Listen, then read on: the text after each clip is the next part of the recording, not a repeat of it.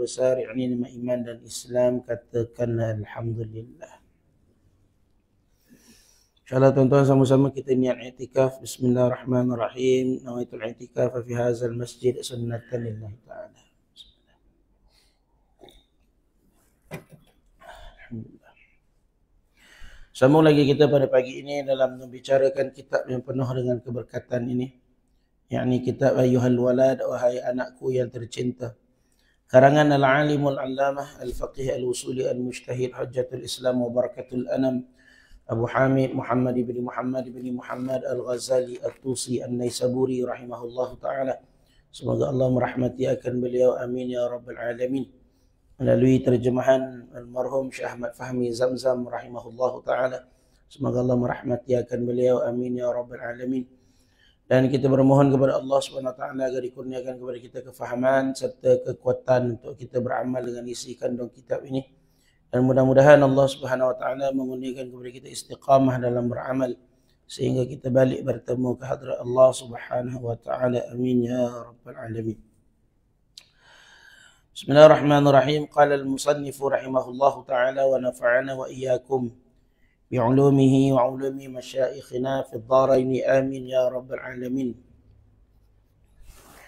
ويستمر ذكر هذه الأشياء في قلبه فيزعجه عن قراره، فغليان هذه النيران ونواحة هذه المصائب يسمى تذكرة، وعلام الخلق وإطلاعهم على هذه الأشياء وتنبيههم على تقصيرهم وتفريطهم وتبصيرهم بعيوب أنفسهم لتمس حرارة هذه النيران أهل المجلس وتجزعهم تلك المصائب ليتداركوا العمر الماضي بقدر الطاقة ويتحسروا على الأيام الخالية في غير طاعة الله تعالى.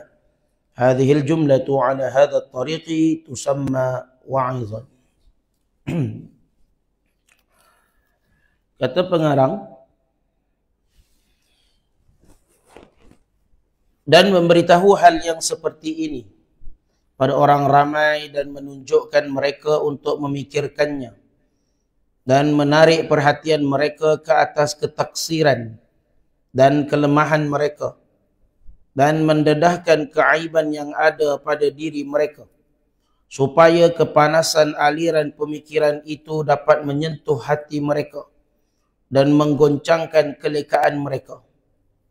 Lalu mereka menyesali diri dan berusaha menyempurnakan segala ketaksiran pada umur yang telah mereka lalui sekadar kemampuan yang ada pada mereka, dan mereka merasa kesal terhadap hari-hari yang telah berlalu yang tidak dapat diisi dengan ketaatan kepada Allah Ta'ala. Allahumma salli ala Muhammad wa ala ali Muhammad. Baik, kata pengarang, tuan-tuan yang dirahmati Allah, yaitu memberitahu kepada masyarakat, kepada orang-orang yang ingin salik menuju kepada Allah Subhanahu wa Ta'ala, seperti mana yang disebutkan sebelum ini, yakni seperti menyampaikan untuk mengingatkan seseorang itu akan siksaan akhirat, mengajak kepada orang untuk sama-sama melihat kepada ketaksiran ataupun kelalaian yang ada pada diri, maksudnya kelalaian pada umur-umur kita yang telah lepas.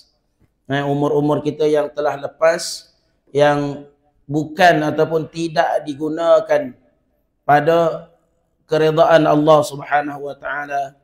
Lepas tu memikirkan pula tentang umur yang akan datang.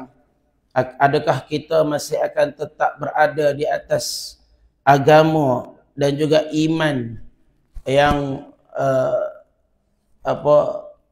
yang berkekalan, agama dan juga iman ini sampai kepada kita mati dalam keadaan iman tersebut, yakni husnul khatimah, dengan merasakan tentang bimbangnya iman tersebut. Jadi mengingatkan akan orang akan berkenaan dengan perkara-perkara tersebut dan juga mengajakkan kepada mereka untuk sama-sama berfikir dan ambil perhatian sungguh terhadap masa-masa kita yang telah lepas ini di atas kelemahan-kelemahan, kekurangan-kekurangan, keaiban-keaiban. Maksudnya mendedahkan keaiban mereka bukan mendedahkan maksudnya dengan kita cerita aib ni pada orang lain. Tapi mengingatkan seseorang itu supaya dia ingat tentang aib dia. Mengingatkan seseorang itu supaya dia ingat tentang kelemahan dia. Mengingatkan seseorang itu tentang kekurangan yang ada pada dia. Kekurangan dia sebagai seorang hamba. Kekurangan, kelemahan dia sebagai seorang hamba. Keaiban dia sebagai seorang hamba. Dan benda ni diberikan sentiasa. Sentiasa. Sentiasa. Maksudnya Allah SWT sebab tu beruntung orang yang selalu hadir ke dalam majlis-majlis ilmu. Sebab dia akan sentiasa mendapatkan kepanasan ataupun kehangatan peringatan ini dan juga iman itu. Sebab tu Allah SWT Muhammad, iman ini dia perlu diberikan kehangatan pada dia. Lebih-lebih lagi apabila iman ini mula dia jadi suam-suam gitu. Lagi-lagi takut lagi kalau iman tu jadi makin sejuk. Jadi dia tak perlu dihangatkan tersebut dengan hadir ke majlis-majlis ilmu, hadir ke majlis-majlis wa'iz. Majlis yang orang bagi peringatan. Bagi peringatan Allah SWT Muhammad. Majlis orang bagi peringatan banyak. Macam sebahagian maksudnya diusahakan contoh. Kita baca hadis, baca tadabbur Quran dan sebagainya, itu sebagai satu sebagai satu untuk bagi peringatan. Bagi peringatan. Dia bukannya seseorang itu dia mengajar, tidak. Hanya cukup untuk bagi peringatan. Kita bagi peringatan pada kawan-kawan kita dan sebagainya. Untuk apa? Untuk sentiasa menghangatkan iman kita ini. Dan supaya dapat menyentuh pada hati mereka ni dan menggoncangkan kelekaan, kelalaian kita. Kadang kita tak sedar. Kadang ada orang dia rasa dia berada di atas jalan yang ni. Tapi hakikat jalan itu sebenarnya jalan yang membawa kepada kelalaian. Hakikat jalan itu jalan yang bawa kepada kelekaan. Ingatkan mereka kepada kehidupan-kehidupan setelah daripada dunia. Bahawasanya dunia ni bukan kehidupan yang berkekalan. Ini hanya tempat singgah sahaja. R&R. Kita nak menuju kepada satu kampung. Kita nak menuju ke satu negeri yang abadi. Dan pemikiran ini yang menjadi berterusan inilah yang disebut sebelum ini sebagai tazkir. Yang menyampaikan peringatan. Lepas tu bila namanya tazkirah. Tazkirah ni tak payah panjang tuan-tuan. Dia beza dengan ceramah, beza dengan kuliah. Lepas tu kalau orang kata minta bagi tazkirah. Contoh bagi tazkirah. Tazkirah dia tak banyak, 15 minit, setengah jam cukup lah. Ni ada orang jemput Ustaz bagi tazkirah. Dia bantai tazkirah 1 jam setengah. Tu kan tazkirah. Tu ceramah agama nama dia.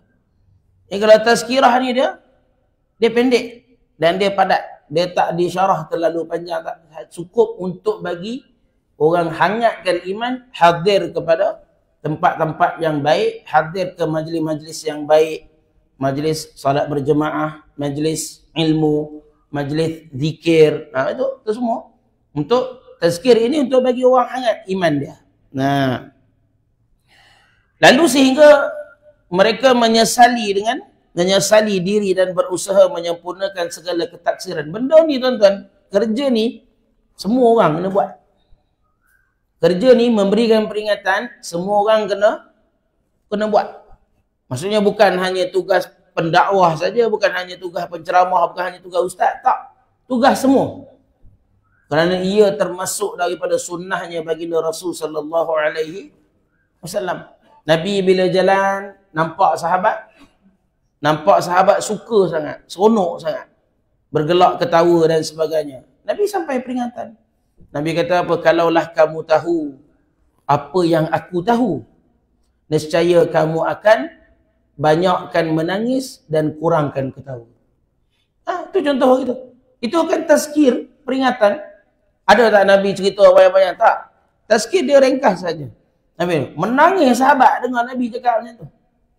Menangis sahabat bila dengar Nabi cakap macam tu. Nabi hanya sampaikan peringatan. Waktu pengajian lain. Waktu memberikan peringatan lain. Dan supaya mereka ini datang dalam hati mereka untuk menyesali diri mereka dan berusaha menyempurnakan. Maksudnya menyesal dengan umur kita yang telah lepas, yang tidak digunakan kepada jalan Allah Subhanahu wa taala, dan kemudian diganti balik, iaitu dengan disempurnakan segala kelalaian itu pada umur yang akan datang itu, dan mereka berusaha untuk melaksanakan ketaatan mereka sehinggalah Allahumma salli ala Muhammad, mereka isi balik ketaatan-ketaatan tersebut kepada Allah sekadar yang mereka mampu. Lepas tu bila Nabi sebut tentang, Nabi kata, apa-apa yang aku larang kamu, apa-apa yang aku perintahkan kepada kamu, maka lakukanlah semampunya, kata Nabi SAW. Tapi mana-mana yang aku larang kamu buat, maka hendaklah kamu menjauhinya sepenuhnya. Maksudnya kalau dalam bab larangan, Nabi kata fajtanibuh. Nabi kata usaha sungguh-sungguh untuk tinggal. Tapi hak mana yang Nabi perintah, Nabi kata buat semampunya. Yang kamu rasa kamu mampu buat. Kalau tak mampu, kamu berhenti rehat. Nanti sambung lagi. Contoh, ada orang dia nak puasa.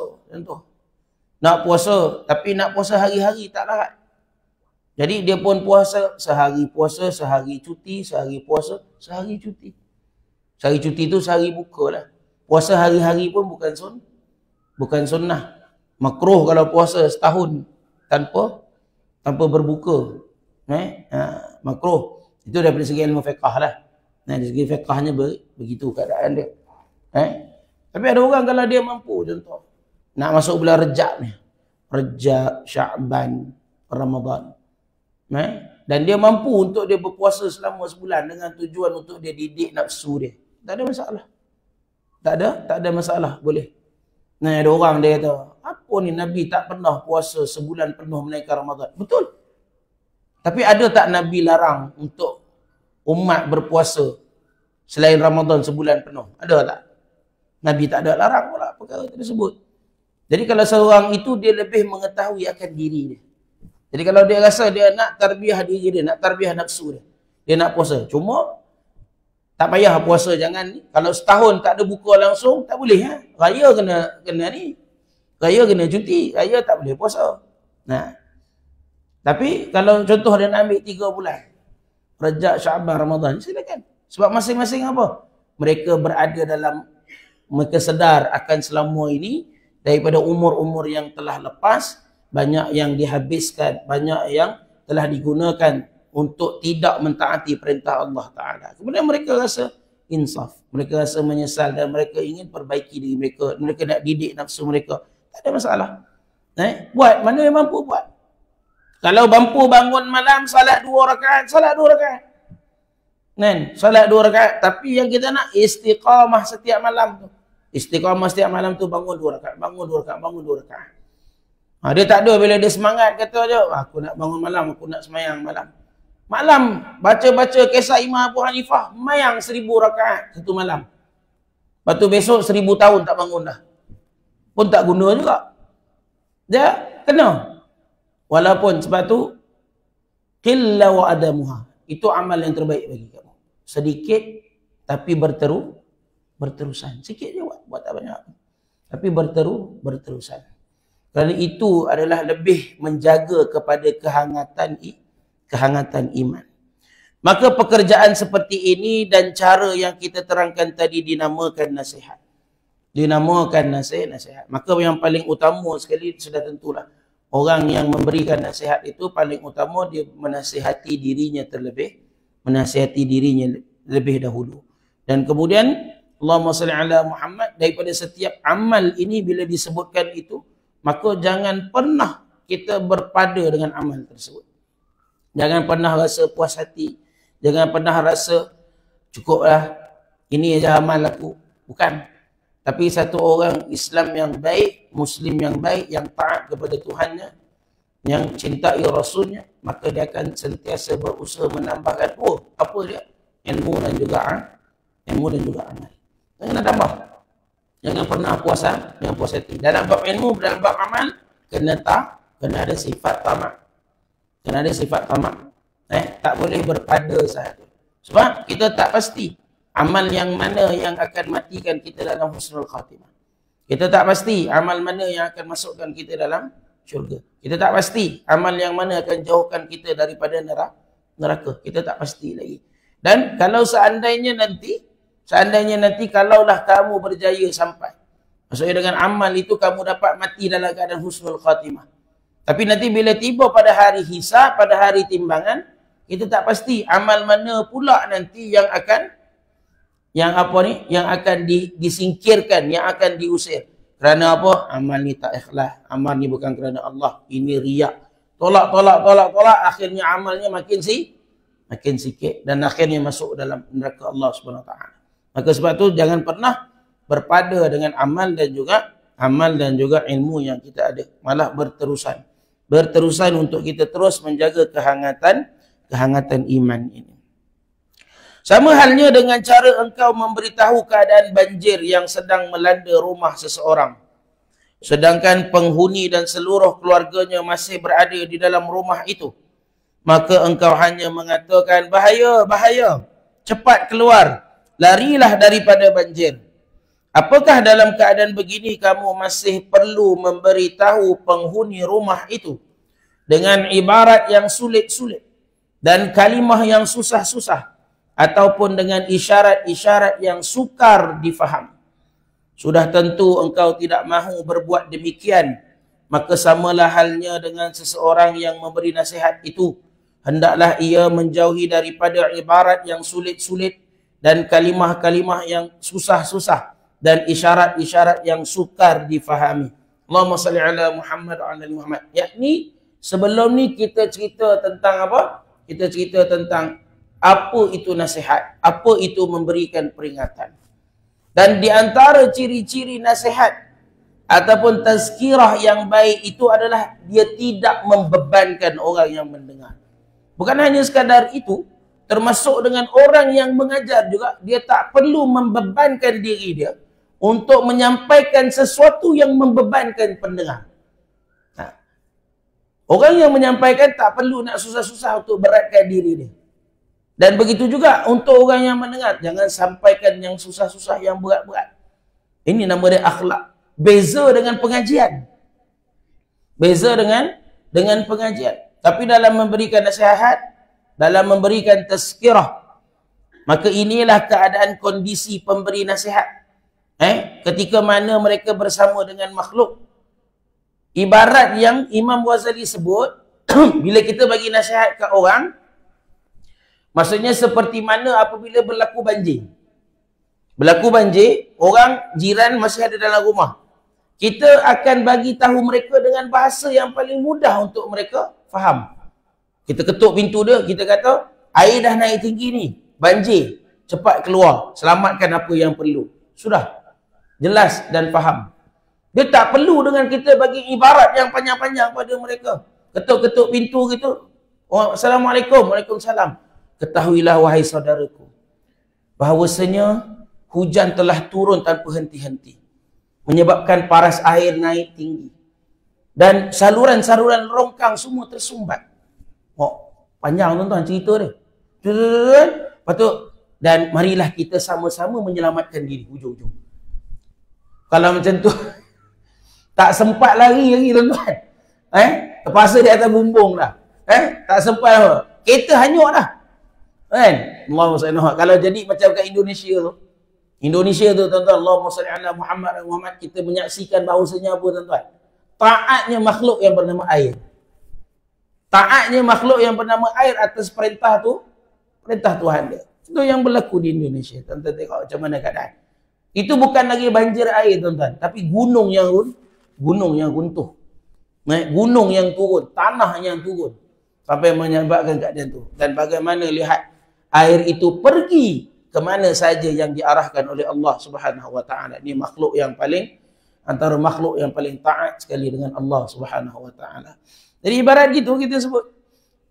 Kita takkan bagi untuk mengingatkan kepada seseorang, untuk bagi nasihat, tak perlu nak dicari perkataan, kalam yang susah-susah dan sebagainya. Cukup dengan ini. Berbeza dengan majlis pengajian, majlis ilmu, itu lain. Tapi untuk bagi peringatan pada orang dan sebagainya, bagikan kepada mereka dengan cara yang paling mudah. Yang mudah untuk mereka faham, yang tidak membebankan kepada mereka untuk memahami. Allahumma salli ala sayyidina Muhammad wa ala ali Muhammad.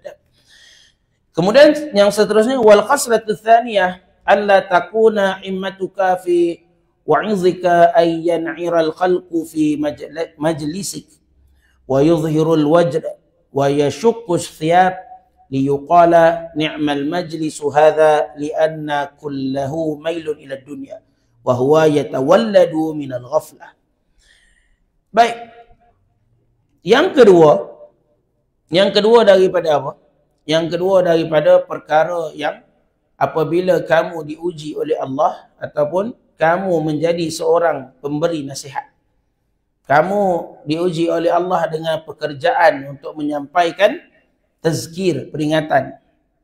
Maka kata Imam Ghazali, yang kedua, janganlah hendaknya himmahmu, yakni cita-cita.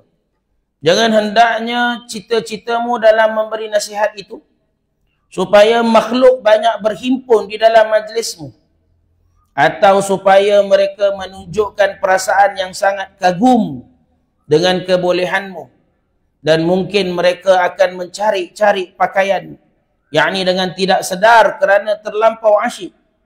Lalu nanti ada orang yang berkata, aduhai bagusnya majlis ini. Jikalau hatimu berniat demikian, maka ini merupakan kecenderungan bagi dunia dan bersumber daripada kelalaian hatimu. Allahumma salli ala Muhammad wa ala ali Muhammad. Sebagai satu orang yang menyampaikan nasihat, orang yang menyampaikan tazkirah, Allahumma salli ala Muhammad, Imam Ghazali pesan, jangan sampai ada cita-cita kamu itu sebab tujuan kamu adalah untuk menghimpunkan ramainya orang berada dalam majlis kamu. Jadi sama ada orang ramai ke orang sikit ke, maka sama sahaja yang kamu akan buat, kamu akan sampaikan. Jangan sampai kamu memilih-milih. Bila time, majlis yang ramai, kamu ambil. Majlis yang tak ramai, kamu tinggal. Seolah-olahnya begitu. Seolah-olahnya begitu. Saya, Allahumma salli ala Muhammad, selalu ingat, saya tengok pesan guru saya, Allahumma salli ala Muhammad. Bila kita mengajar kuliah dan sebagainya. Kalau guru saya dulu, waktu saya khidmat dengan dia, saya selalu bawa kereta, bawa guru. Dan selalu dalam majlis dia tak kira lah berapa ramai pun orang dalam majlis tersebut, dia ngajar macam biasa je. Dan dia kata, kalau orang tak ramai lagi bagus, dia kata. Orang tak ramai lagi bagus. Saya tanya, bukan ramai pun bagus juga ke Ustaz? Dia kata, ramai bagus, tak ramai pun bagus, dia kata. Dia kata, kalau ramai bagus, dengan orang boleh sebarkan ilmu. Orang boleh sampai kepada orang lain. Tapi kalau tak ramai pun bagus juga. Bagus kenapa pula saya kata? Bagus kalau mungkin pada hari itu Allah takdirkan kita banyak salah cakap. Jadi sekurang-kurangnya yang dengar tu tak ramai. Dan yang dengar tu pula tidak menyampaikan kepada orang lain. Maka kita akan, pada waktu tersebut, kita akan rasa redha dengan keadaan tersebut. Jadi tak kira lah berapa ramai yang kali pun. Dulu waktu mula-mula saya mengajar tuan-tuan, 10 tahun lepas lebih kurang, mula-mula mengajar satu masjid waktu Pahat.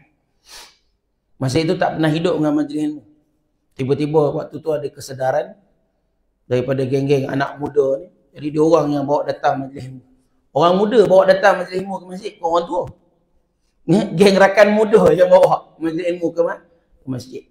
Pertama kali saya datang masjid tu, imam tu serba salah. Saya nak kuliah maghrib ni. Pertama kali saya datang, imam tu serba salah. Serba salah kenapa Ustaz? Serba salah kenapa tuan-tuan? Sebab ada imam, ada Bilal, seorang lagi makmum. 3 orang dah.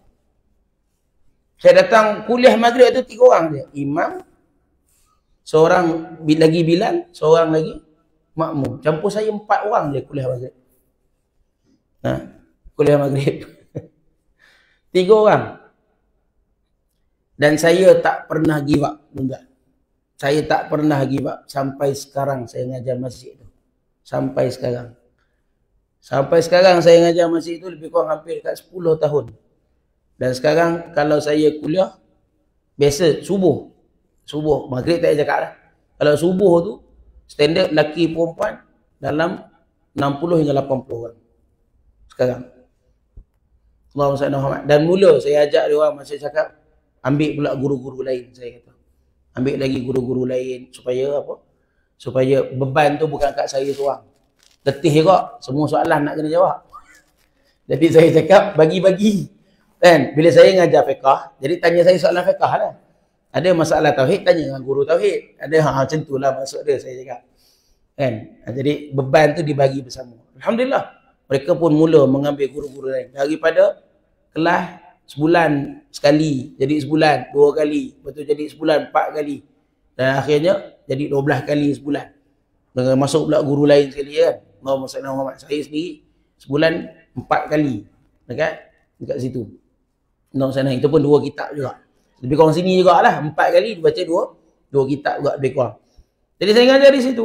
Tapi itulah rezeki tak panjang. 2 orang guru tu tauliahnya bermasalah. Tauliahnya ditarik ke ataupun ini. Jadi terpaksa tahan. Dah saya seorang balik sekarang. Kan, saya seorang balik. Ni pun saya tengah usaha lagi untuk carikan. Tapi nak sebut keadaan bahawasanya kalaulah waktu dulu tu, kalau saya pilih untuk Allah Subhanahu Muhammad, kalau ramai macam ni tak payah buat kuliah lah. Kalau saya cakap macam tu, saya tak tahu tuan-tuan macam mana masjid tu keadaan dia. Tapi saya orang yang menyaksikan perubahan yang sangat besar pada keadaan masjid tu. Daripada tak ada orang semayang, sampai orang dah mula ramai semayang. Bila ramai semayang, orang mula infak, itu, ini dan sebagainya. Allahumma salli ala Muhammad. Dan masjid jadi makin ceria dan sebagainya. Allahumma salli ala Muhammad. Itu keadaan dia. Itu sama juga dengan live. Dulu saya mengajar, saya tak bagi buat live. Dulu saya mengajar, saya tak bagi buat live. Dan sampai sekarang pun tuan-tuan, saya tak pernah buat live peribadi. Tak pernah. Itu ketakutan saya. Tapi orang lain yang nak buat live, terpulang. Kita tidak menghalang, maksudnya. Ada orang dia mengajar, dia nak buat live untuk disebarkan kebaikan. Alhamdulillah. Tapi saya tak ada kekuatan. Saya tak ada kekuatan. Dulu mula-mula berapa tempat nak buat live, saya kata, buat live untuk ustaz lain je, saya kata. Untuk saya jangan. Saya kata, untuk saya jangan. Sebab saya tak ada kekuatan. Sebab saya tahu keadaan kita, kelemahan kita. Kita berbicara banyak silap. Kita kadang-kadang kita terlanjur kata dan sebagainya. Kita takut benda tu kada orang pegang. Kalau contoh macam tuan-tuan, kalau secara offline, contoh kita kata offline lah kan. Kebanyakan offline ni orang yang memang biasa duduk dalam majlis ilmu. Selalu hadir. Dia tak ada masalah. Kalau kita tengok kelas ni ada, akan datang pun dia ada. Kalau dia tak ada tu, biasanya dia uzur lah tu. Kan? Uzur maksudnya dia mungkin musafir ke apa ke. Tapi kita boleh cam dan sebagainya. Tapi orang yang online kita tak kenal. Bila orang yang online kita tak kenal. Dia masuk majlis hari ni. Belum tentu minggu depan dia masuk lagi. Belum tentu. Tak pasti. Jadi bila berlaku kesilapan, contoh kita cakap pada waktu ni berlaku kesilapan. Jadi patut kalau kita sedar kesilapan tersebut, kelas akan datang kita boleh betulkan balik. Tapi untuk orang offline okeylah, habis yang online. Sebab tu saya Allahumma salli ala Muhammad. Dalam bab online offline ni dia memang ada sikit beza dalam cara penyampaian saya. Dalam bab kalau masjid tu ada live, saya agak berhati-hati sikit. Agak berhati-hati dan dia tak berapa nak jitu sangat lah tuan-tuan. Sebab banyak kena tahan. Banyak kena sembunyi. Tapi kalau masjid tu tak ada, memang saya bagi betul-betul. Tapi ini bukan apa, ini masalah kelemahan. Kelemahan. Jadi saya memang tak ni. Hatta sampai sekarang pun secara peribadi saya tak pernah buat. Saya tak pernah buat live saya mengajar secara peribadi. Sebab saya tak ada kekuatan itu. Walaupun ramai permintaan daripada sahabat-sahabat dan sebagainya. Sebab kita buka kitab, baca kitab. Jadi ada sahabat-sahabat yang dia tak dapat hadir, dia minta juga untuk majlis. Dia orang pun nak dengar juga, ada masa-masa lapang dan sebagainya dia orang nak ni. Tapi saya tak mampu. Saya tak mampu, saya cakap. Itulah keadaan dia. Cuma jangan sampai ada orang yang apabila dia berada dalam majlis, dia menyampaikan, dia ceramah dan sebagainya. Dan dia berharap untuk supaya kalau yang ramai saya datang. Tak ramai saya tak datang. Ada. Dulu saya nguruskan madrasah tuan-tuan gitu. Ada keadaan dia juga. Agak-agak audiens ramai tak dia tanya. Dia kata tak pasti lagi. Dia kata, oh, kalau boleh pastikan dululah agak-agak berapa. Kata kalau setakat bawa 50 orang ni saya tak nak. Oh, bawa 50 orang tak nak saya kata. Saya kata bukan bayaran dia sama aja ke? Bayar kita bayar kan? Kita bayar, kita jemput dia. Saya hati dia sama aja. Ramai ke sikit kan? Jadi apa masalah dia? Dia nak tangkap gambar. Nak masuk dalam portfolio. Patutlah. Allah Muhammad. Jadi saya jenis tak ada masalah. Kalau saya tak dapat hadir satu tempat atau uzur lain, insya-Allah bukan sebab orang ke apa ke, tak ada, insya-Allah. Dan dengan kamu berharap bercita-cita supaya mereka ini menunjukkan perasaan yang kagum sangat. Mesti nak ni. Tapi pun betul juga tuan-tuan. Bukan betul macam mana. Kadang-kadang orang mengajar ni, dia perlukan semangat juga. Semangat dia daripada siapa? Semangat dia daripada audiens lah. Semangat daripada audiens. Bila audiens tak semangat, hak dengan guru-guru pun tak semangat. Hak audiens semua tawaduk je. Audiens tawaduk, tok guru lagi tawaduk tuan-tuan. Dia pun perlukan semangat juga. Sebab tu Allah SWT antara rahsia, bukan saya nak cakap tuan-tuan. Sebab saya dulu pun pernah ambil NLP untuk motivator kan. Jadi antara rahsia, tuan-tuan kalau tengok video kadang penceramah ataupun motivator terkenal kat negara kita. Kenapa tuan-tuan boleh tengok dia punya semangat, penyampaian dia dan sebagainya? Sebab audiensnya dipilih.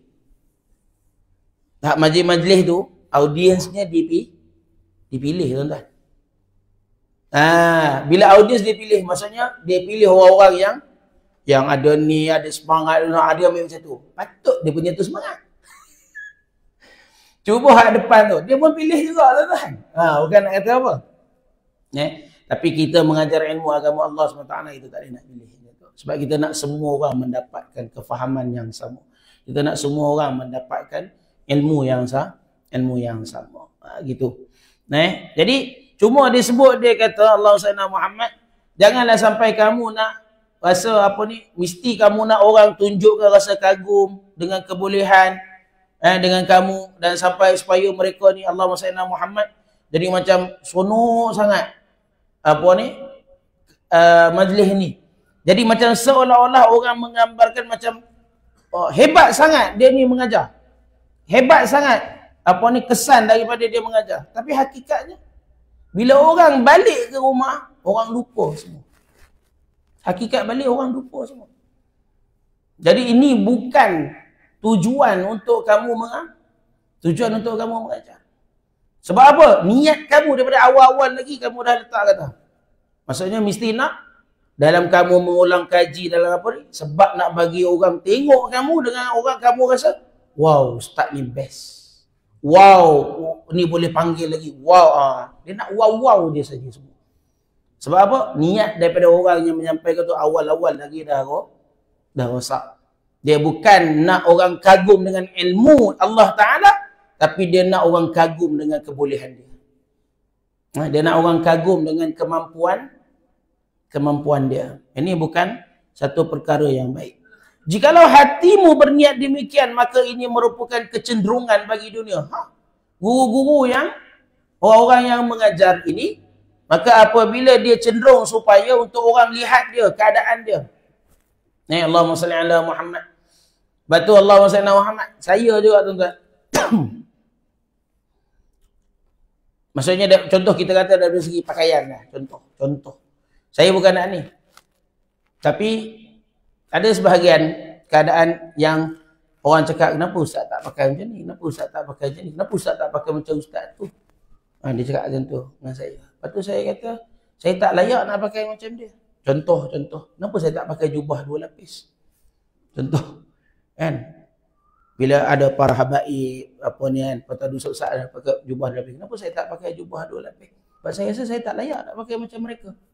Saya tak layak nak pakai macam orang-orang saleh yang lain. Cukuplah dengan saya pakai seperti mana kebanyakan orang lain pakai. Tapi yang penting kita boleh menyampaikan agama. Cukup. Kalau boleh nak pakai t-shirt dengan seluar track je tuan-tuan. Tapi takut tonton tak nak dengar pula nanti. Ini mabuk mana datang ni? Kalau saya datang macam tu kan, Jadi kita pakai elok sikit, kita pakai jubah, kita pakai kurta. Tapi pakaian kita sama sahaja. Boleh kalau saya nak pakai lebih lagi. Saya pakai jubah 2 lapis, serban 12 hasta, boleh. Tapi saya tak rasa saya mampu membawa tanggungjawab tersebut. Saya tak rasa saya layak untuk pakai pakaian tersebut. Melainkan kadang-kadang pakai jugalah supaya tak jadi dosa. Raya kadang saya pakai. Macam contoh saya khutbah raya tu saya pakai jubah 2 lapis. Sebab apa? Sebab kita ada benda tu.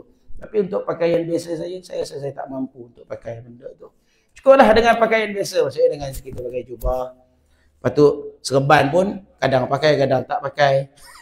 Kan? Maksud dia. Lepas tu cukup dengan ridak gitu. Cukup sebab kondisi sebagai orang yang menyampaikan ilmu. Saya orang yang menyampaikan tazkirah. Bukan orang alim. Orang alim layak pakai pakaian tersebut. Saya bukan orang alim. Jadi sebab tu saya tak mampu rasa nak pakai pakaian yang sebegitu. Jadi kita tak nak benda ni jadi kecenderungan. Kalau niat pakai tu sebab untuk orang rasa lihat kamu gah dengan pakaian kamu, dengan cara penyampaian kamu, maka sebenarnya itu dia menjadi satu kecenderungan kepada dunia. Niat kamu tu sebab kamu nak orang lihat kamu hebat, maka tu sebenarnya hati kamu cenderung kepada dunia. Dan bersumber daripada kelalaian hatimu. Kuliah agama ni patutnya dia menghasilkan apa? Patutnya kuliah agama ni orang datang dapat kebaikan. Tapi kuliah agama menjadi tempat menghasilkan kelalaian. Ni bahaya ni. Sebab tu bahaya apabila meja-meja, kerusi-kerusi ceramah ni telah mula dijadikan untuk sebagai medium untuk keduniaan. Bahaya.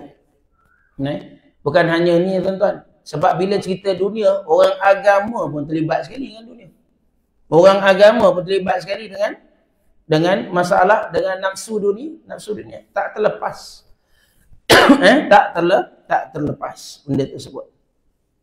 Bahkan hendaklah niatmu dan segala usahamu hanyalah mengajak manusia lari daripada dunia menuju ke negeri akhirat. Lari daripada dunia maksudnya tinggalkan cinta kepada dunia ni. Dan mereka meninggalkan maksiat dan mengerjakan ketaatan. Tujuan kita sebab sungguh-sungguh hati kita ni bila ingatkan orang, nasihatkan orang supaya orang tinggal maksiat. Itu tujuan sebenar. Semata-mata untuk tinggal maksiat, kemudian buat ketaatan kepada Allah. Bukan untuk orang nampak kamu hebat. Bukan untuk orang rasa kamu ni bagus dan sebagainya. Tak. Tapi memang niat untuk sungguh-sungguh ajak orang tinggalkan maksiat. Buat ketaatan kepada Allah. Dan mereka juga menghilangkan sifat tamak terhadap dunia dan menuju ke arah kezuhudan. Ada orang dia mengajar agama, tapi dia tak sedar. Dia ajak orang kepada cinta dunia. Ni jadi tuan-tuan, sungguh. Dia ajar orang agama dalam kuliah-kuliah agama. Tapi orang jadi makin suka dengan dunia. Patutnya bila mengajar kuliah agama, ajak orang lari daripada cinta dunia. Bukan lari daripada dunia. Tak boleh lari daripada dunia. Lari daripada mencintai dunia. Hilangkan sifat tamak terhadap dunia. Patutnya gitu. Dan mereka juga meninggalkan sifat bakhil dan menghiasi diri dengan sifat kemurahan. Saya ada pernah tu Allah SWT Muhammad dikatakan meninggal sifat bakhil. Ada satu pergerakan. Ataupun persatuan ke pertubuhan gitu. Bagus dia ajak orang sedekah. Tapi dia kata sedekah yang diterima hanya dengan mereka saja. Tempat lain tak terima. Mangkuk ayun tu. Ada tuan-tuan. Dia kata kalau nak sedekah, nak murah hati, dengan organisasi ni saja. Hak lain kena bakhil. Ui, mangkuk ayun sungguh tuan-tuan. Ni tok guru mana yang ajar macam ni? Ada juga macam tu. Hak tu ngarut tuan-tuan. Bukan kita kata jangan sedekah kat dia, tak. Tapi sampai dia menafikan sedekah pada yang lain itu. Saya kata kalau sedekah yang lain tu pahala dia kurang. Ui, pahala kurang, dia pula tahu soal pahala dosa. Ni urusan siapa ni? Urusan makhluk ke urusan Tuhan? Allah Muhammad. Dan mereka menjadi orang yang waspada terhadap tipuan dunia dan sentiasa melazimi ketakwaan. Sebab tu Kadang-kadang kita sangka satu perkara itu baik ataupun ibadah, tuan-tuan, tapi hakikatnya dia adalah keburukan dan juga maksiat. Maka sebab tu kita kena minta hidayah dengan Allah. Supaya dengan hidayah itu Allah jelaskan, Allah tunjukkan pada kita yang mana satu halal, yang mana satu haram. Allah jelaskan, tunjukkan pada kita mana satu baik, mana satu buruk. Dengan hidayah tu Allah tunjuk pada kita boleh beza mana satu iman, mana satu syirik. Dengan hidayah tu Allah tunjuk pada kita boleh bezakan mana yang hak, mana yang batil. Sebab tu kena sentiasa mohon hidayah dengan Allah SWT. Semoga Allah tunjuk kepada kita, dan setiap daripada apa yang kita pilih, yang kita buat, semuanya berdasarkan bimbingan daripada Allah SWT. Sepatutnya engkau dalam memberi nasihat itu hendaklah menggemarkan kepada mereka akan akhirat. Jadi banyakkan untuk terapkan cinta akhirat. Maksudnya banyak cerita tentang akhirat. Dan membencikan kepada mereka akan dunia. Bencikan mereka akan dunia. Supaya apa? Untuk ajarkan kepada orang ini akan apa itu zuhud. Apa itu zuhud? Zuhud ni apa, tuan-tuan? Jangan letak dunia di hati. Zuhud semua orang boleh zuhud. Orang kaya boleh zuhud, orang miskin boleh zuhud. Bukan kata bila miskin zuhud, bila kaya tak zuhud. Salah tu. Tak betul tu.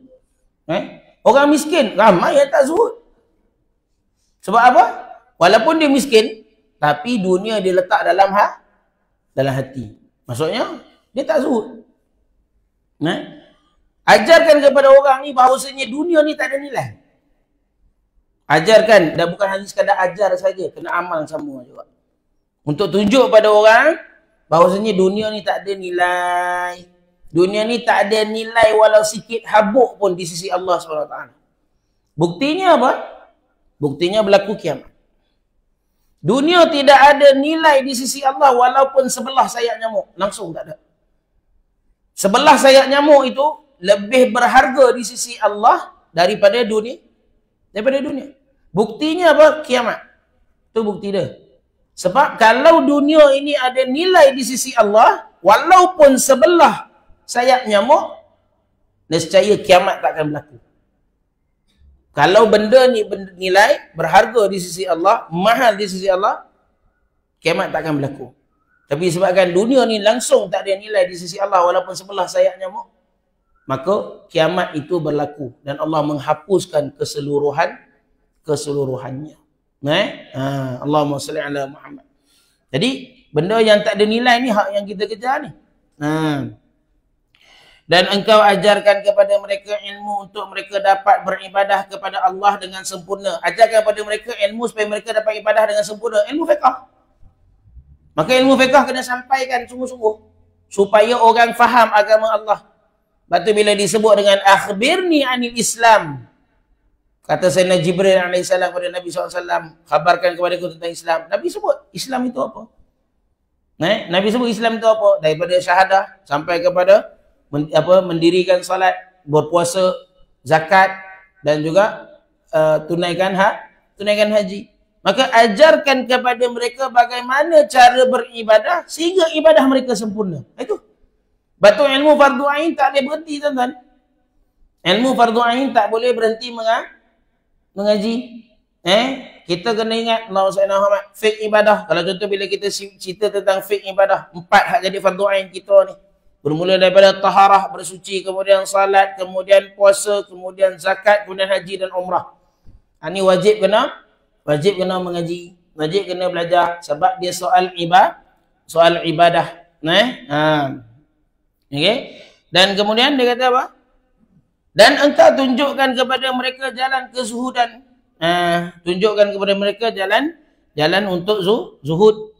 Dan kerana yang ghalib atau yang menjadi kebiasaan bagi mereka ialah suka memesongkan diri daripada landasan syarak.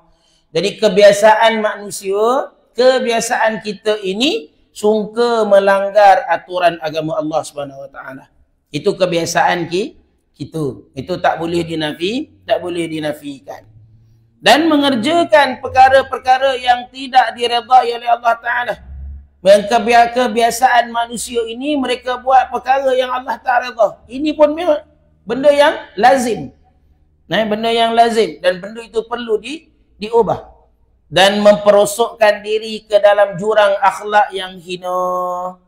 Jadi moga-mogalah dengan ceramah, dengan nasihat itu maka dapat tarik balik mereka kepada jalan Allah Subhanahu Wa Taala. Bukan hanya sekadar kamu datang itu, maksudnya orang yang menyampaikan nasihat ini bukan hanya sekadar dia datang untuk tengok orang ramai, lepas tu untuk tengok lepas apa lagi kelebihan-kelebihan dunia yang kamu akan dapat selepas daripada ni dan sebagainya. Bukan dengan tujuan tu. Kalau kamu dengan tujuan tu, maksudnya kamu telah ditipu oleh iblis. Telah ditipu oleh iblis. Maka hendaklah engkau campakkan ke dalam hati mereka akan rasa takut dan bimbang, dan nyatakan kepada mereka bahaya yang mereka akan hadapi. Kena datangkan kepada orang ni ketakutan, kegelisahan akhirat. Cerita tentang azab, cerita tentang seksa. Kena cerita juga. Supaya mereka bimbang terhadap amal mereka. Bimbang terhadap agama mereka. Tapi, jangan lupa juga untuk cerita juga tentang nikmat. Sebab nikmat dengan azab mana banyak lagi tuan-tuan? Nikmat dengan azab mana banyak lagi?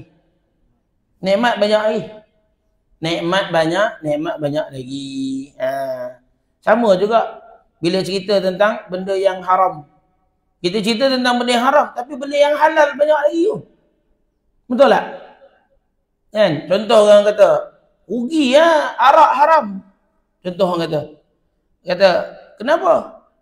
Lah benda ada, boleh minum, kita minum lah. Contoh. Kan? Lepas tu, lah benda halal banyak lagi. Kalau pergi kedai mamak tu, tengok senarai air dia, banyak ada. T.O. T.Ice. T.O. Ice. T.Ice. Milo Ice. Nes Ice. Neslo. Lagi apa? Tambah lagi. Sarbat. Tambah lagi. Sarbat kat bawah. Tambah. Kan? Punya banyak. Maksudnya benda halal tu sikit punya apa? Punya banyak. Hak yang sikit haram tu dia cerita. Anjing dengan babi haram. Dia cerita hak tu yang haram. Yang ayam, kambing, lembu, kuda, rusa, hak semua unta, hak yang halal yang sikit punya banyak, dia tak cerita. Dia tak cerita. Lepas tu bila kita cerita, walaupun kita kata azab, seksa, tapi jangan lupa, nikmat jauh lebih banyak daripada azab dan seksa.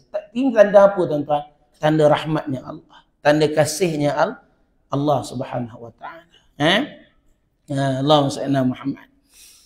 Kemudian mana tadi? Barangkali dengan cara yang demikian hati mereka akan berubah dan cara hidup mereka akan bertukar kepada keadaan yang lebih baik dan lahir di kalangan mereka kegemaran yang sungguh-sungguh terhadap ketaatan dan meninggalkan segala bentuk kemaksiatan. Amin. Mudah-mudahan maksudnya dengan peringatan untuk nasihat dan sebagainya itu akan menjadikan orang yang mendengar itu lebih baik, malah orang yang menyampaikan itu juga menjadi lebih baik sehingga mereka menjadi rakus tentang beribadah kepada Allah dan akhirnya mereka meninggalkan kemaksiatan. Maka inilah cara nasihat yang sebenar. Dan apa jua nasihat yang tidak mempunyai ciri-ciri yang seperti ini, yang ciri-ciri kita sebut tadi tu, daripada pertemuan yang lepas lagi tu, maka ia merupakan satu bala bagi orang yang berkata dan bagi orang yang mendengarnya. Kalau nasihat ini tak ada ciri-ciri yang Imam Ghazali sebut, sebenarnya benda tu bukan kebaikan, tapi sebenarnya bala. Bala kepada siapa? Pertama, bala bagi orang yang menyampaikan tu. Yang kedua, kepada siapa? Kepada orang yang mendengar. Bahkan ia merupakan lembaga dan syaitan yang akan memesongkan makhluk daripada jalan yang benar dan akan membawa mereka kepada jurang kebinasaan. Keluar daripada majlis ilmu, keluar daripada kuliah-kuliah agama, orang jadi cinta dunia lagi. Kuliah daripada ni, orang jadi kejar dunia lagi. Maka sebenarnya apa isi kepada kuliah tersebut, ceramah tersebut. Sebab itu Allahumma salli ala Muhammad, da'i, orang yang berdakwah, yang isi ceramah dia, isi nasihat dia tidak ada manfaat, dia seolah-olah telah mengajak kepada makhluk ini untuk tinggalkan jalan yang lurus. Dibawa kepada jalan yang sesat, lalu sehingga nanti Allah lemparkan ke dalam jurang kebinasaan. Maka wajiblah ke atas orang ramai bahawa mereka lari daripadanya. Orang macam ni kena lari, bukan duduk ikut dan sebagainya. Kena lari daripada dia. Kerana apa yang dirosakkan oleh orang ini dalam urusan agama mereka adalah lebih banyak daripada apa yang dapat dilakukan oleh syaitan. Orang yang macam ni, semacam ini, kata Imam Ghazali, seolah-olah Imam Ghazali nak bagi tahu, setan pun tak mampu buat macam orang ni. Ni lagi berat lagi daripada setan lagi. Sebab apa? Setan jelas, tuan-tuan. Syaitan jelas. Jelas maksudnya apa? Musuh yang nyata pertama, dan kita tahu tujuan dia tak ada lain, iaitu untuk sesatkan orang. Tapi orang yang tidak menepati keadaan kondisi pemberi nasihat yang kita sebut itu, yang menyampaikan nasihat, menyampaikan peringatan itu, kalau seandainya dia tidak menepati kondisi yang disebut oleh Imam Ghazali rahimahullah ta'ala, disangkanya dia berbuat baik, tapi hakikatnya dia sesatkan orang. Dia ingat dia buat baik lah, tapi hakikatnya dia merosakkan orang. Lepas tu tuan-tuan, Allahumma salli ala Muhammad, kalau ikut guru saya tuan-tuan, nak mengajar, kena ada izin. Kena ada izin daripada siapa? Kena ada izin daripada guru. Kena ada izin daripada guru. Guru mengizinkan untuk kita mengajar, baru boleh mengajar. Bukan ijazah tu. Bukan sebab bila kita ada ijazah daripada universiti sekian-sekian, itu tiket untuk kita mengajar. Kalau ikut kata guru saya, bukan itu tiket dia. Tiket sebenar untuk mengajar adalah izin daripada guru. Izin daripada guru. Guru yang benar-benar mengenal kita. Kalau contoh ngaji kat universiti tu, masuk kuliah, pensyarah ngajar kat depan. Pensyarah bukan kenal kita sungguh pun.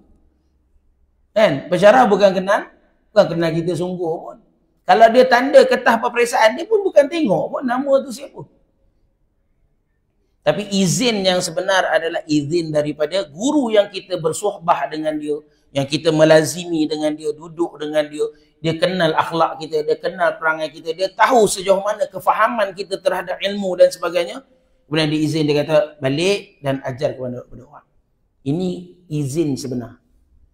Ini pun bukan cerita tauliah. Tauliah siapa-siapa boleh ambil, tuan-tuan. Tauliah agama, siapa-siapa boleh ambil. 3 bulan mengaji kitab, betul ke ambil exam? Lulus boleh ngajar, betul tak? Tapi izin daripada guru, apa? Ingat duduk mengaji dengan guru 3 hari, betul guru boleh kata balik dan sampaikan. Tak ada, tuan-tuan. Tak ada.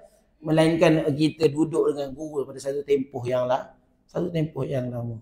Allahumma salli ala Muhammad wa ala Muhammad. Itu keadaan dia.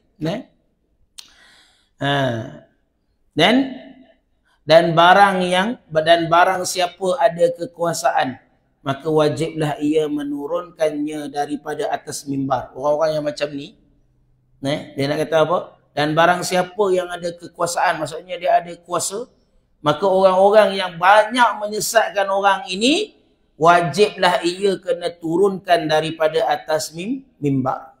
Apa maksud turunkan daripada atas mimbar? Sekat mereka. Sekat mereka daripada mereka berada di pentas-pentas ceramah, di meja-meja kuliah. Kerana apa? Mereka lagi banyak bawa kesesatan. Kena sekat. Kalau kamu tak sekat dan kamu biar ia berleluasa terus, maka kamu dikira bersekongkol, bersubahat, sedangkan kamu mempunyai kuasa pada waktu tersebut. Kena turunkan daripada atas mimbar dan wajib menahannya daripada meneruskan nasihatnya. Wajib kena tahan. Kerana ini termasuk dalam kategori al-amru bil ma'ruf wan nahyu 'anil munkar. Guru saya cerita, tuan-tuan, dulu di Al-Azhar Asy-Syarif, Allahumma salli ala Muhammad. Siapa yang nak mengajar di Masjid Al-Azhar, dia perlu menduduki temu duga. Temu duga dengan para masyayikh di Al-Azhar Asy-Syarif. Dan mereka akan diuji dengan 12 bidang ilmu. 12 bidang ilmu, tuan-tuan. 12 bidang ilmu. Yang pertama Quran. Quran dulu. Quran tu sendiri pecah 17.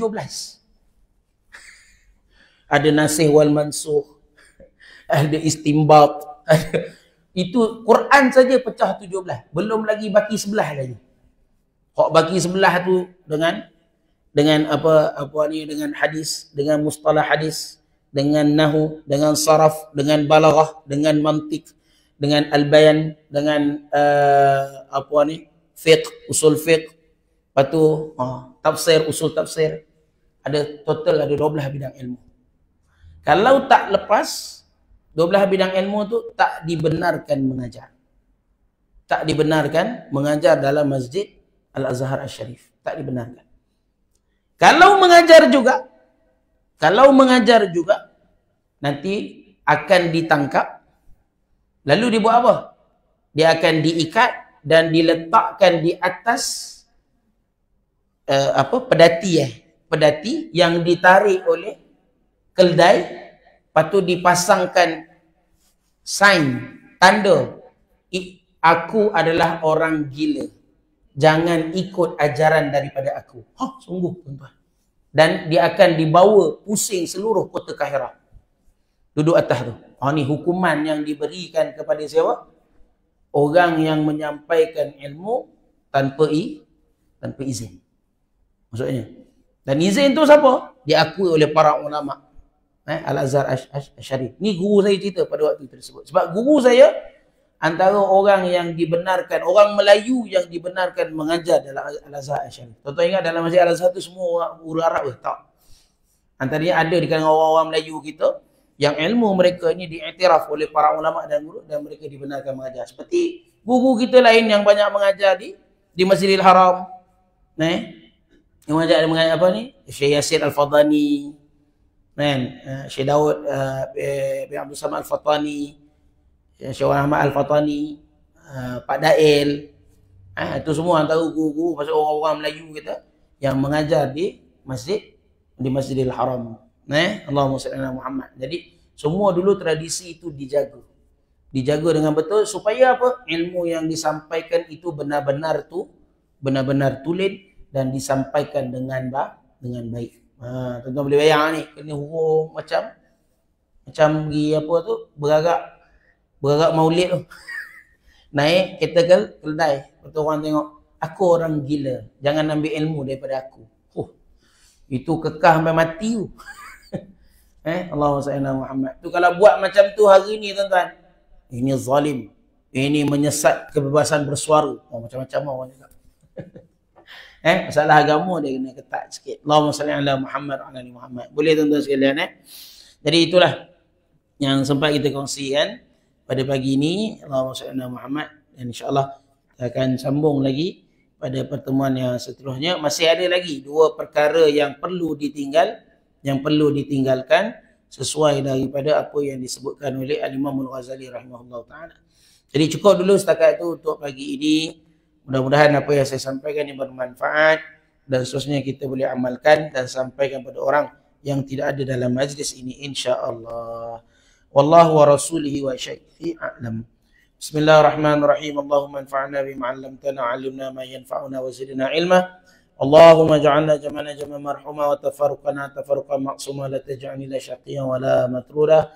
Allahumma faqihna fid din 'allimna ta'wila ja'alna min barakatihi walhamdulillahi rabbil alamin. Wabillahi taufiq wal hidayah. Wassalamualaikum warahmatullahi taala wabarakatuh.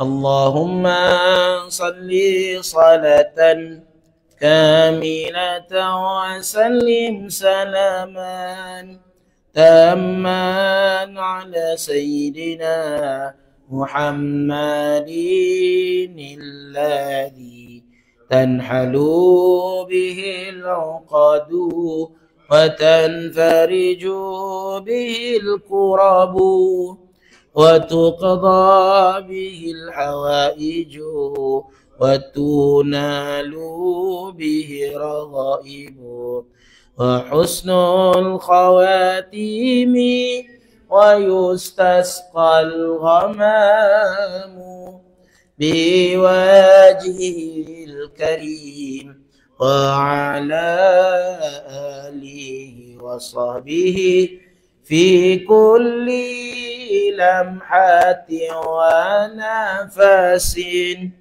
ونفس بعدد كل معلوم لك.